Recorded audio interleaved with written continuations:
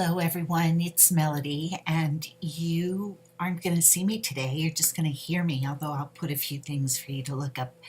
I've had a really bad headache for 2 days now, which actually goes along with all of this Aries energy. So, if you're susceptible to that, you may have been experiencing headaches too. But I am committed to getting these reports out to you a couple times a month. So this is my April 18th through May 3rd report, a day late, but still very, very relevant to the next couple of weeks. So we began this lunar cycle with the new moon in Aries at 28:25 Aries, exactly at 2:56 p.m. Eastern Daylight Time. That was yesterday, Saturday, about 24 hours ago. Actually, it's 2:52 p.m. on Sunday as I'm recording this. And these are my thoughts for the next couple of weeks, which I wanted to share with you. So the energies for the next couple of weeks are pretty sweet. They are not too hard, but they're still really strong in a way that will support the new beginnings and changes that you're committed to making in your life, and that's the choice. Now, hopefully for many of you, this will be a welcome change from the last week or two. I know I was feeling the extra intense Pluto stationed and moving retrograde period. So we now have Pluto moving retrograde as of the 17th, which would have been Friday. But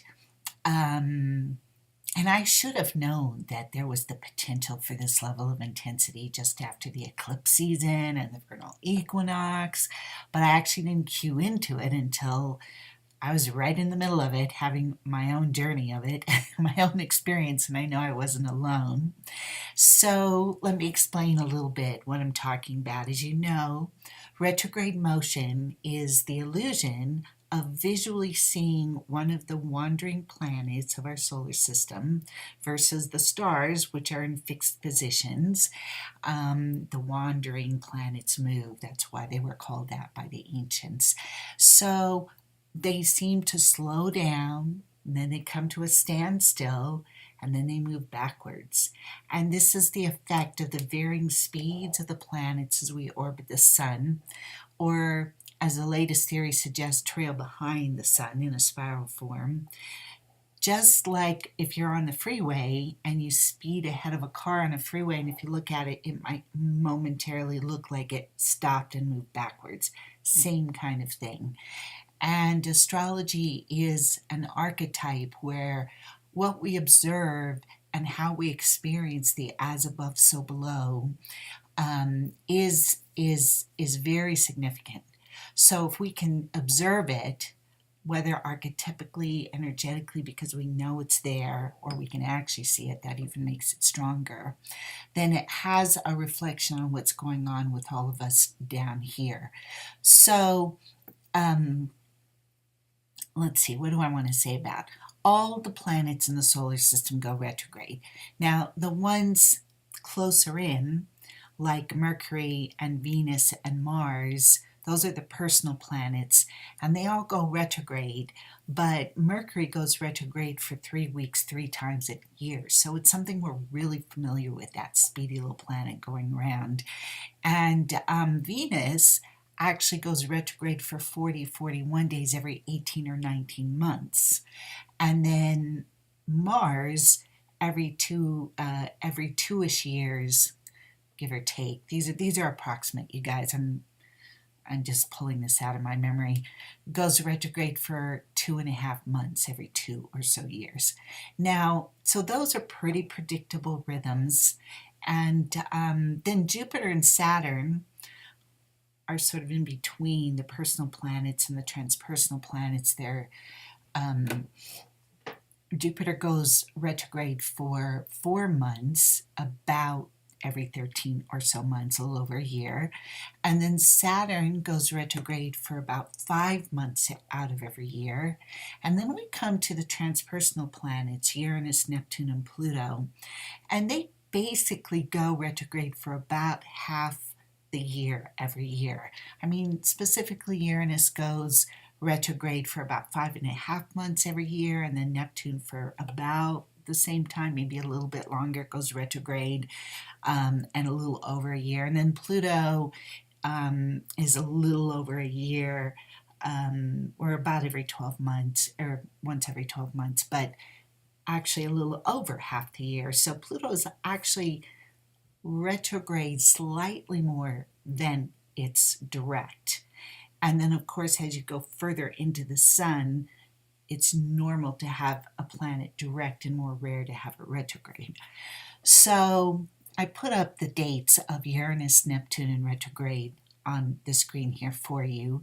You can see that in July, end of July, Uranus is going retrograde at 20 Aries, and then it'll go direct again at the end of the year in Aries.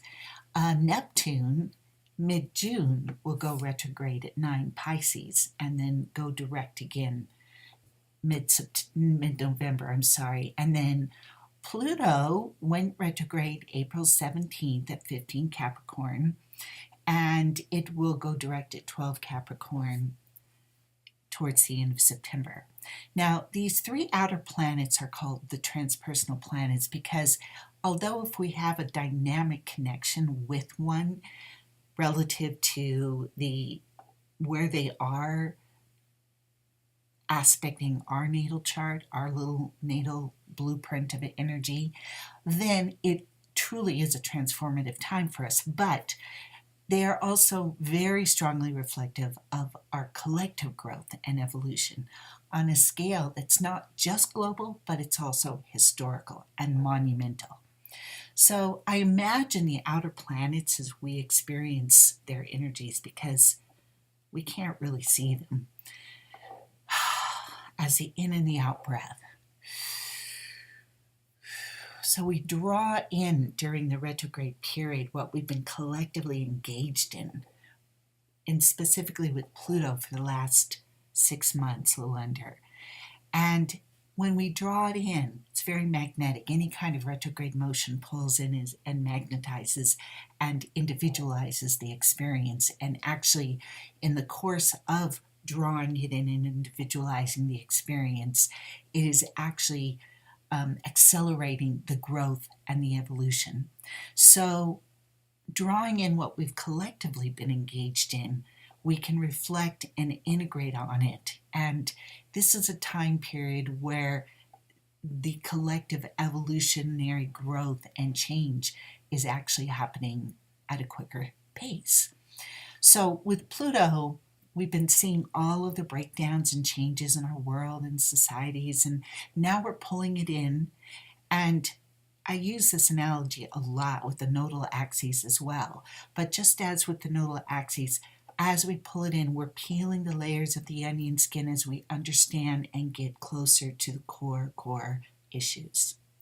And this is our collective issues, it's our individual issues. And the sense of dissatisfaction that we feel actually intensifies during these retrograde times. So we're really getting to the core issues, we're feeling like we need to have the transformation, and that's why the evolutionary growth is more rapid. And it affects people on an individual level more intensely. So if you're born with Uranus, Neptune, and Pluto retrograde in your chart, you're actually a little bit to your, off, how do I want to say it, out of step or on your own track relative to the collective. And as you then do your own individual growth, it helps support the collective growth. Now, I lost my train of thought here. What was I going to say? Okay, so yes, when an outer planet turns retrograde, there are several days, and we're talking about these outer planets that move very slowly and are retrograde and direct about equal half time each year. And so everything's very slow and intense and transformative, and we feel the effects of like a transit of these outer planets for way longer than just a week or two. These are 1.5 years to 2.5, 3 year transits of deep transformative change. And when one of these outer planets turns retrograde, we have several days of it apparently, visually, slowing down as it gets ready, and then it'll actually stop and just be there for 2 or 3 days, not moving at all. And again, if somebody were born under that station, I always look when I'm giving a reading to see, was somebody born under an outer planet stationary period? Because if they were, the energies of that predominate their chart, because the energies of that stationed, for example, Pluto at 15 degrees are just pounding down on the Earth when it's at a standstill, flooding the Earth, intensifying the experience. So a few days of slowly getting to that point, a couple, 3 days of being still, a few more days after that of slowly moving in the other direction, whichever way it was, direct or retrograde, and then it begins to gain its normal speed and momentum. But that's what this last period has been about. So I don't know about you, but certainly I felt the issues that this has brought up are core and deep, old stuff that must be cut loose or metamorphosized. And the new moon of yesterday is so perfect. It's the perfect signature for supporting this process that is extra strong for all of us and setting the stage for, the next 7 years, really, of deep change and evolution, which will not be easy, but this is a very important point. Now, as I mentioned, the new moon reflects the lunar month in general, and these first 2 weeks, though, is where all of the action for this lunar month is strongest. And then we'll take a look at where we are at the full moon. But this new moon is symbolizing how many of us have seen our deeper demons and are ready to just move forward. I was walking Bijou the other day yesterday, trying to get rid of my headache, and the phrase that came to me was shit or get off the pot. It's time. And with Mercury and Mars in Taurus, we can truly make anything happen we put our mind and our intentions towards. It's a strong manifesting energy. So Aries gets us emotionally just exploding with the need for freedom to break away. And, it's important to understand this is really asking us to look individually what we need to individually let go of, and not just run away and blaming external events. One can do that, but that's not the point. And the ruler of Aries, Mars, is actually in the sign of Taurus, which is the counterpoint of Aries. That's the way the zodiac works. You have point, counterpoint, counterpoint, counterpoint. In other words, each sign is a counterpoint to the sign before. It creates a contrast, and it brings the rhythm, to the music of our life.